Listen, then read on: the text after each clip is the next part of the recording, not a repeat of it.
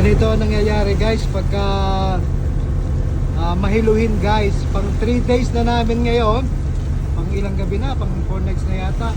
Ayan, ganyan nangyayari. Itong gamot, ito maliligo siya sa baldillo, tubig alat. Ayan, ganyan parang baboy na ano.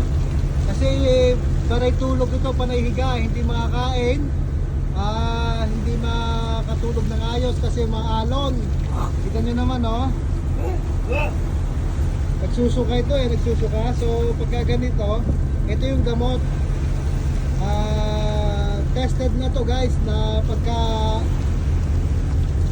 lumalaot at magulong, maalon, masama ang panahon, nahihilo. So ngayon, itong ginawa niya ngayon, no, pang ilang araw na kasi itong hindi naliligo, kaya dito siya naligo guys. Parang baboy.